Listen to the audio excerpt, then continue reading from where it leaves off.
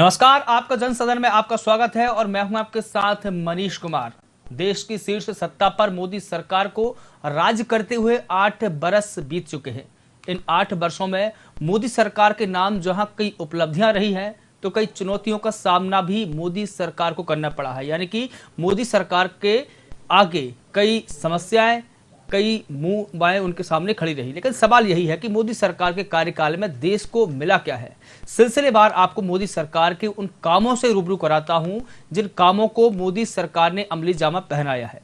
Make in India, स्वच्छ भारत अभियान, नोटबंदी, जीएसटी, ट्रिपल तलाक और अनुच्छेद 370 यानी कि धारा 370 को खत्म करना। इसके अलावा सीएए, एनआरसी, कोविड के दौरान तालाबंदी, टीकाकरण अभियान, NITI Aayog, central Vista project, कृषि कानून की घोषणा करना और फिर उस कानून को वापस लेना, उज्ज्वला योजना, जनधन योजना, आयुष्मान भारत योजना, इन तमाम कानूनों और इन तमाम योजनाओं को मोदी सरकार ने अमली जामा पहनाया है। लेकिन साल 2014 से मोदी सरकार जिस रास्ते पर चली है उसके कई गंभीर परिणाम भी सामने आए हैं। चाहे वो नोटबंदी का रास्ता हो, चाहे वो जीएसटी का रास्ता हो, कृषि कानून का रास्ता हो या फिर सीएए और एनआरसी का रास्ता हो।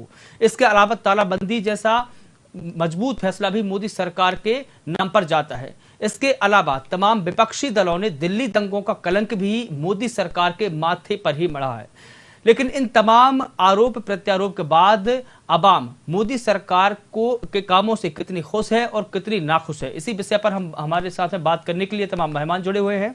भारतीय जनता पार्टी से पक्ष रखने के लिए सीमा डोरा जी हमारे साथ में जुड़ी है। मैडम, आपका बहुत स्वागत है। महेश जोशी कांग्रेस का पक्ष रखने के लिए हमारे साथ में जुड़े हैं। सर, आपका भी बहुत स्वागत है। नितिन जोशी जी आम आदमी पार्टी से जुड़े हुए हैं और आप युवा मोर्चा के पूर्व अध्यक्ष है। तीनों मेहमान का मैं बहुत शुक्रिया करता हूं। सीमा डोरा जी, आपके पास आना चाहूंगा।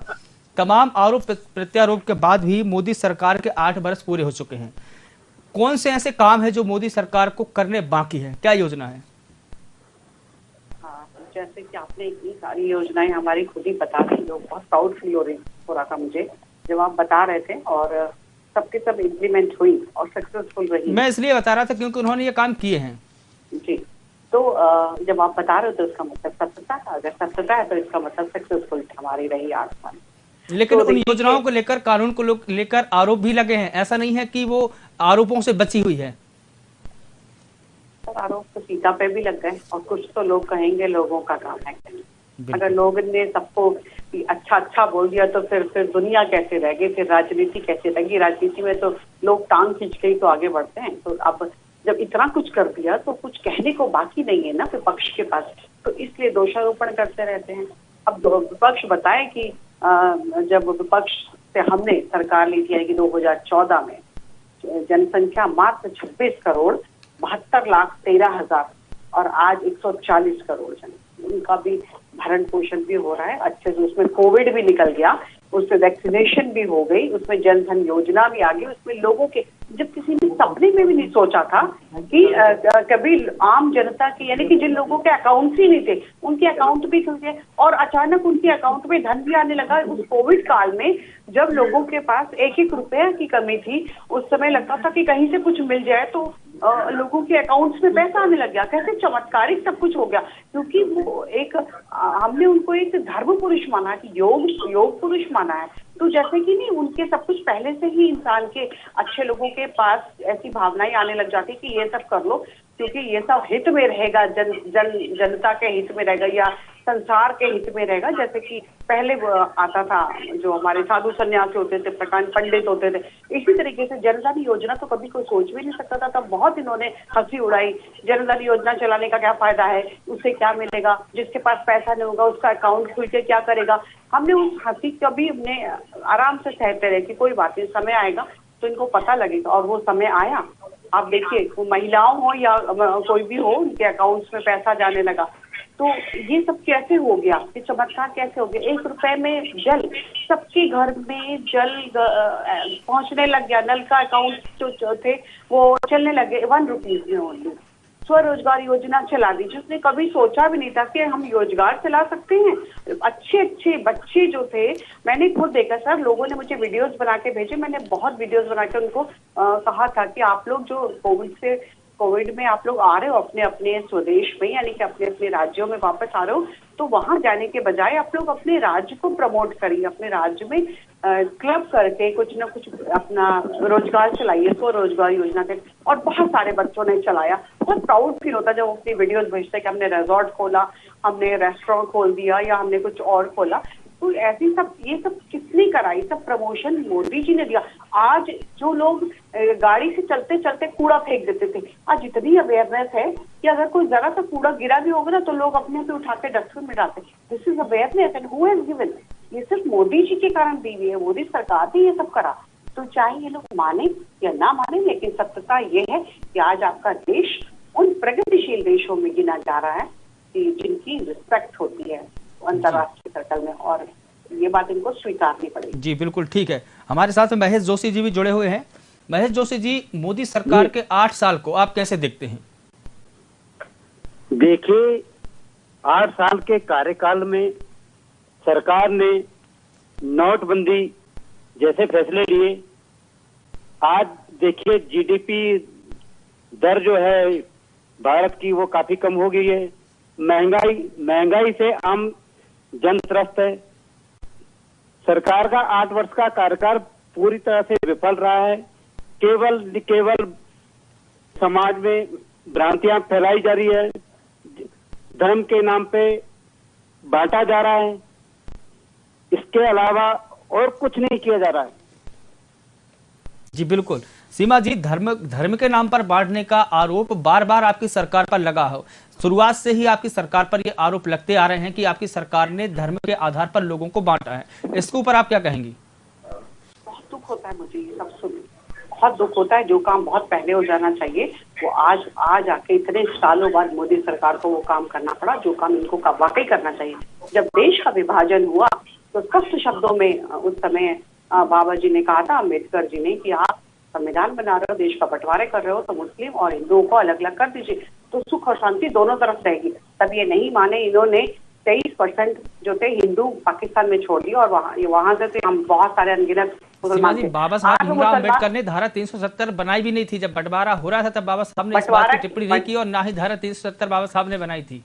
नहीं, संविधान तो बाबा साहब ने लिखा था। संविधान तो बाबा साहब अम्बेडकर ने लिखा, बाबा साहब ने लिखा था, लेकिन जब डिस्कशन हुआ तो बाबा साहब ने बोला था, उसके उनकी किताब में लिखा हुआ, उन्होंने बोला था कि मैं नहीं चाहता हूं कि अगर राष्ट्र के बंटवारे हों, पहले तो राष्ट्र के बंटवारे ही नहीं चाहते थे, और अगर बंटवारे हों तो बिल्कुल शुद्धता से हो कि हिंदू एक तरफ हो जाए, मुस्लिम एक तरफ हो जाए। लेकिन तब नेहरू जी नहीं माने। पहली बात तो बंटवारे क्यों हुए? बंटवारे इसलिए हुए कि नेहरू जी प्रधानमंत्री बनना चाहते थे। सिर्फ सत्ता के लिए, कुर्सी के लिए उन्होंने देश के बंटवारे कर दिए। और अगर देश के बंटवारे करे तो उन्होंने एक हिंदू राष्ट्र और एक मुस्लिम राष्ट्र क्यों बनाया? अगर मुस्लिम राष्ट्र एक बन गया तो दूसरा हिंदू राष्ट्र क्यों नहीं बना? नहीं साहब, क्वेश्चन में आई, मैं बता दूं आपको। अब अगर हिंदू राष्ट्र नहीं बना और उसमें रह गए तो मुसलमान तो मल्टीपल हो गए और हिंदू उतने नहीं हो पाए। आज अगर आप अल्पसंख्यक की बात करते हो, मैं कहती हूँ सेकंड मेजोरिटी तो मुसलमान है। किस तरह से अल्पसंख्यक की बात आप बार बार एक बात को बोलते रहते हैं। दूसरे आप धर्म की बात करते हो, देखिए सुनिए, अपने धर्म को सुनिए, आज तक ये लोग इतने साल तक अपने मदरसों पे धर्म की शिक्षा देते रहे और हमको बोला कि नहीं वही 30 है, इन्होंने ही लागू करी। सुनिए, ये तो मुसलमान लोग जो अपने धर्म के सुनिए सीमा डोरा जी, महेश जी का बिल्कुल, महेश जी का पक्ष भी अपन सुन लेते हैं। आपने तमाम आरोप लगाए हैं, देश का बंटवारे का आरोप भी आपने कांग्रेस सरकार के माथे पर मढ़ दिया है। सुनिए महेश जी, जवाब दीजिए। ऐसा है, आजादी की लड़ाई में किसने भाग लिया? उसमें हिंदुओं ने भी लिया, मुसलमानों ने भी लिया, सिख ने भी लिया, ईसाइयों ने भी लिया, हर धर्म के लोग आजादी की लड़ाई में शामिल थे। आप किस तरह से मुसलमानों को नकार सकते हैं इस मामले में? आपने नकारा, खाली इन संघियों का इसमें कोई हाथ नहीं था। इन्होंने अंग्रेजों की गुलामी की, अंग्रेजों की चापलूसी की, ये सत्य है, इतिहास है। आजादी की लड़ाई में किसने भागीदारी की वो सब इसका इतिहास है। इतिहास पढ़िए, उसके बारे में जानकारी रखिए, उसमें क्या आप लोगों का क्या रोल था। आज भी हमें गुलाम बनाना चाहते हैं। आज भी एक भारतीय जनता पार्टी के नेता का नाम बता दो जिसने आजादी की लड़ाई में उसका योगदान है। एक नेता का नाम बता दीजिए जिसका आजादी के संग्राम में योगदान है। एक का नाम बताइए ना सीमा जी। आप लोगों ने तो केवल अंग्रेजों की गुलामी की है, इसका इतिहास है। आपका आजादी के क्या आपका भागीदारी थी, वो सबको पता है जी। सुनिए, आज आप देश को नफरत के जहर में घोल रहे हो। आप बोलते हो सर, आप विकास की बात नहीं करते, ठीक है। हिंदू मुसलमान के नाम पे आज पूरा देश को जहर घोलने का काम कर रहे हैं। जनता पार्टी के राज्य में देश सबका है, देश सबका है, ये गुलदस्ता है। इसमें हर धर्म, हर जाति, हर क्षेत्र, हर वर्ग के लोग यहाँ रहते हैं। समान अधिकार होना चाहिए, समझिए, समानता का ही लागू होना चाहिए। आपने खाली विकास की बात नहीं करते, आप गरीबी की बात नहीं करते, स्वास्थ्य के बारे में बात नहीं करते, रोजगार के बारे में बात नहीं करते। केवल आपका हिंदू मुसलमान यही आपका एजेंडा है। समान नागरिकता अभियान क्यों नहीं चलाने देते हो? समान नागरिकता पे आप क्यों नहीं एक्सेप्ट करते हो? क्यों नहीं जनसंख्या लागू करने के लिए एक्सेप्ट करते हो उस चीज को?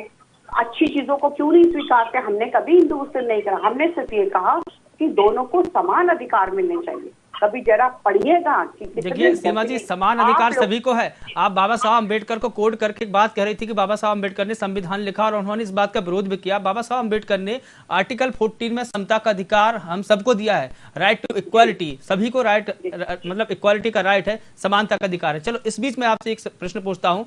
तमाम मोदी सरकार ने बड़े बड़े काम किए हैं, एक काम उनका ये भी है नोटबंदी का। नोटबंदी कितनी सफल हुई ये भी हमको गिनना जरूरी है। देखिए, कुछ चीजें ऐसी होती है जो हम लगता है कि इससे बहुत ज्यादा फायदा होगा, लेकिन नुकसान भी नहीं हुआ, अगर बहुत बड़ा फायदा नहीं हुआ। जब आरबीआई की इस पर हाल ही में रिपोर्ट आई है सीमा जी, हाल ही में आरबीआई की रिपोर्ट आई है कि जो जिस उद्देश्य को लेकर नोटबंदी की बात कही गई थी और जिस उद्देश्य को लेकर नोटबंदी करी गई थी, उसका उद्देश्य थोड़ा विफल होता जा रहा है। हाल ही में आरबीआई की रिपोर्ट आई है, जो जाली नोट की जो तस्करी थी वो बेतहाशा बढ़ी है और राज्य दर राज्य अगर हम इसकी तस्दीक करें या इसका आंकड़ा जुटाएं तो राज्यों में तो और भी कंडीशन खराब है। इसको ऊपर भी क्या सरकार ने क्या किया है काला बाजारी रोकने के लिए? नहीं, काला बाजारी रोकने के लिए ही हमने नोटबंदी करी थी, लेकिन कुछ चीजें ऐसी होती हैं। नोटबंदी की काला बाजारी रुकी नहीं है सीमा जी। जी, रुकी नहीं है, लेकिन इनके टाइम में तो बहुत ज्यादा काला बाजारी थी, बहुत ज्यादा इनके यहाँ जो थी, लोगों ने घोटाले थे, भाई भतीजावाद था, परिवारवाद था। राजनीति में तो परिवारवाद से ये आज भी नहीं हट सके। इतना कुछ होने पर भी इतना कुछ लोगों ने बोला, मोदी सरकार ने भी बोला और आम जनता भी कह रही है कि परिवारवाद से हटिए, राजनीति में सिर्फ परिवार ही रह गया। परिवारवाद की भट्टी में तो तमाम राजनीतिक दल जले हैं। हमारे यहाँ नहीं, जो परिवारवाद की जो भट्टी जली है इसमें तमाम राजनीतिक दल जले हैं, इसमें कोई दो राय नहीं है। कितना सही है सीमा जी?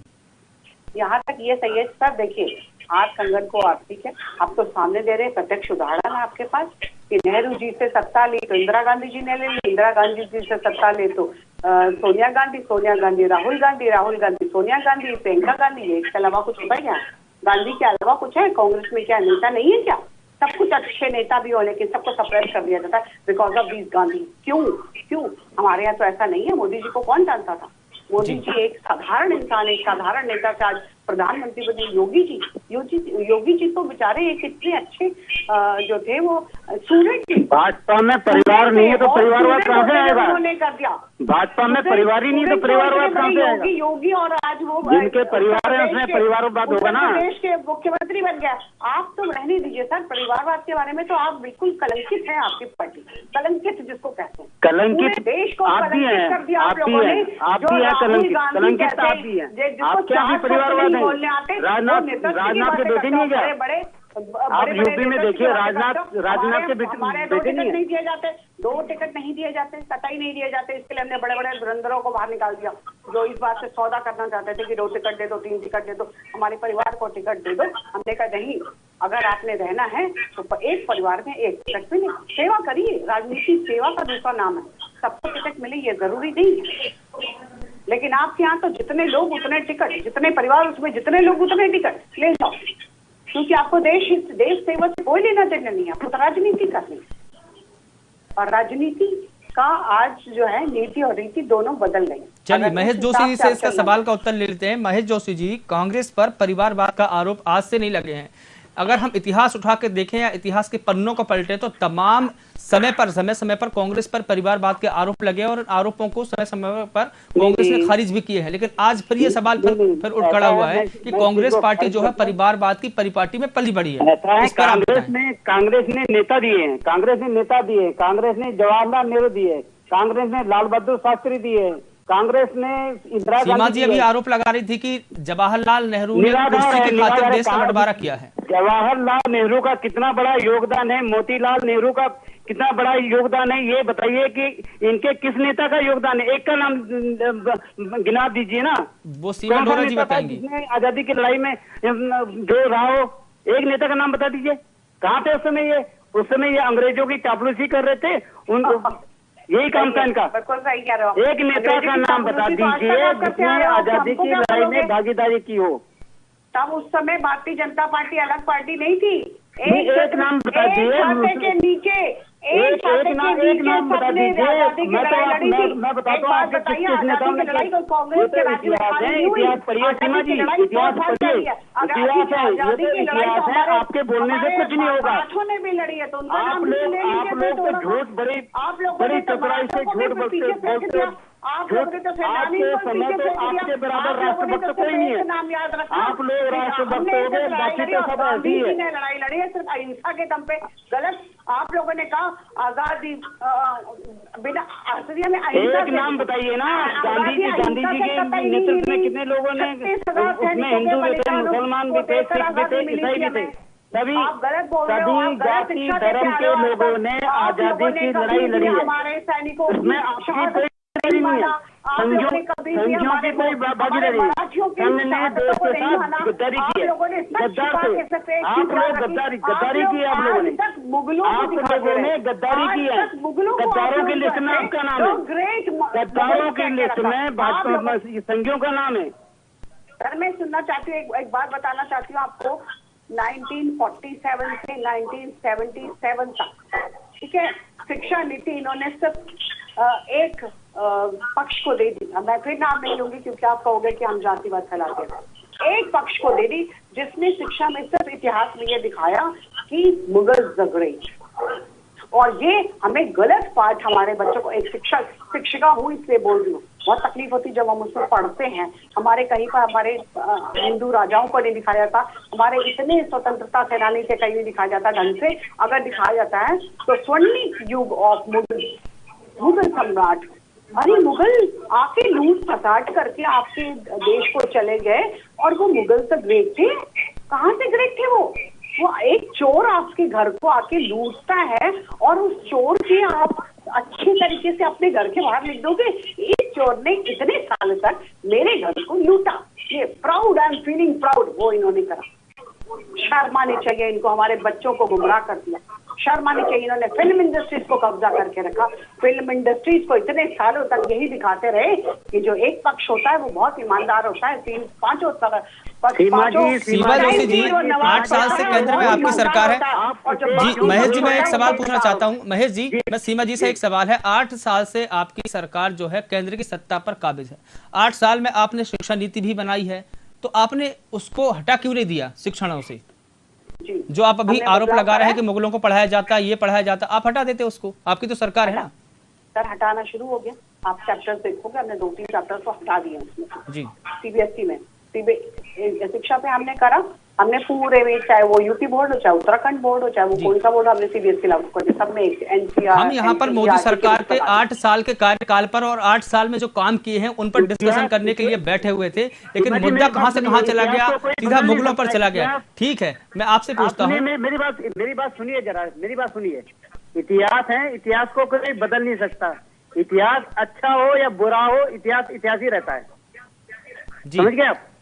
आपको इस चीज की जानकारी होनी चाहिए। चीजें इतिहास में ही रहता है, चाहे अच्छा है या बुरा है। काला पक्ष किसी भी चीज का इतिहास ही रहता है, चाहे अच्छा हो या बुरा हो।